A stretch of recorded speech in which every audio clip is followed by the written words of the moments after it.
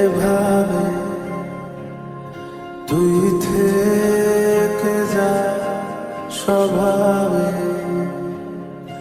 আমি বুঝেছি ক্ষতি নেই, আর তুই ছাড়া গতি নেই। ছুঁয়ে দে আমার, ফুটে যাবে ফুল, ভিজে যাবে গা, কথা দেওয়া থাক, গেলে যাবি চোখের বাইরে না। ছুঁয়ে দে আমার, ফুটে যাবে ফুল, ভিজে যাবে গা, কথা দেওয়া থাক, গেলে যাবি চোখের বাইরে না।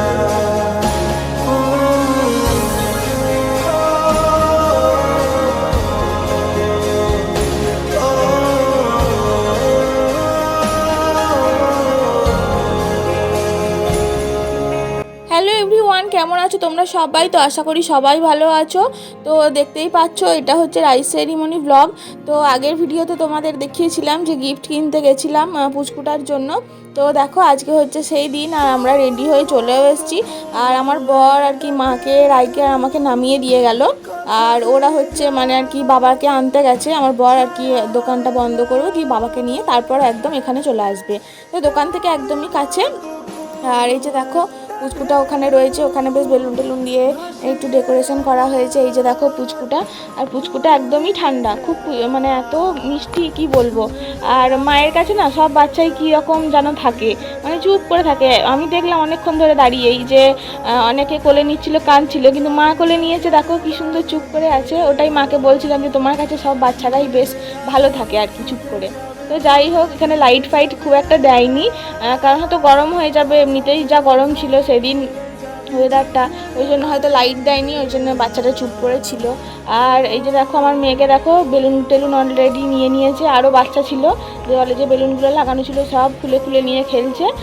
তো রাইকেও কাটা দিয়ে দিয়েছে হাতে। তো এখানে বলি আমার মেয়ের অন্নপ্রাশনও এই হলটাতেই হয়েছিল, সেম জায়গায়। আমিও আমার মেয়েকে নিয়ে একদিন বসেছিলাম 2 বছর আগে।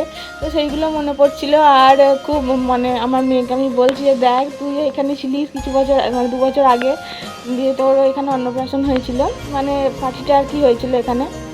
তো যাই হোক আমার বড়রা চলে এসেছে দেখতেই পেলে। স্টলে অনেক রকমের আইটেম ছিল, টুকটাক কিছু খেয়েও নিয়েছি। আর তো শুধু আইসক্রিম খেয়েই যাচ্ছে, আর জামাই ফেলেই যাচ্ছে। আর আমিও খুব বিরক্ত হচ্ছিলাম, কারণ ওর বাবা তখন আসে নাই, আর বারবার জামাতে ফেলছে, পরিষ্কার করতে হচ্ছিল, তো খুব জ্বালাচ্ছিল আর কি। তো যাই হোক এই যে দেখো আমরা এখন খেতে বসে গেছি।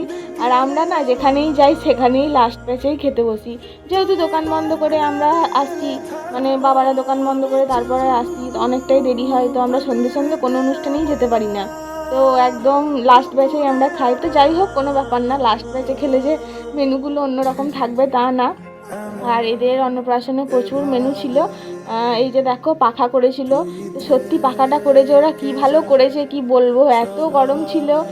মেনু কার্ডটা আমরা আগেই দেখে নিয়েছি, কারণ পাখাগুলো অনেকে হাতে করে নিয়ে চলে আসছিল হাওয়া খাবে বলে। আর ফ্যানও ছিল প্রচুর হলে, তো ফ্যানগুলোর না কীরকম যেন জোর নেই, মানে চলছিলই না বলতে গেলে, হাওয়াগুলো মানে হাওয়াটা গায়েই লাগছিল না। তো যাই হোক আমরা খেতে বসে গেছি, আর খাবার দিতে শুরুও করে দিয়েছে। আর বরকে অনেকক্ষণ থেকে বলছি আমাকে একটু ভিডিও করে দেবে, বলছে আগে আমি খাবো তারপর ভিডিও করব। আসলে অনেকটা লেট হয়ে গেছিলো, তখন হয়তো 11:30 এরকম হবে আমরা যখন খেতে বসেছি। তো ওরও খুব খিদে পেয়ে গেছিলো বেচারি, দুপুরে কখন সেই খেয়েছে। তো এই ছিল আজকের ভিডিও, টুকটাক এইটুকুনি ভিডিওটা করতে পেরেছি। আসলে ওরা অনেক লেট করে এসেছিলো বলে আমি খুব একটা ভিডিও ক্যাপচার করতে পারিনি। তো আজকের এই ছোট্ট ভিডিওটা তোমাদের কেমন লাগলো জানিও অবশ্যই কমেন্ট করে, আর ভালো লাগলে লাইক করো, আর আমার চ্যানেলে নতুন বন্ধু থাকলে অবশ্যই চ্যানেলটা সাবস্ক্রাইব করো। আর আমি টুকটাক বেশ অনেকগুলো রিলস বানিয়েছি বসে বসে, কী করব, সময় কাটছিল না, ভিডিও করে দেওয়ার কেউ ছিল না, তো ওই জন্য। আর মা দেখছিল রাইকে, ওই যে দেখো মা আসছে পিছনে।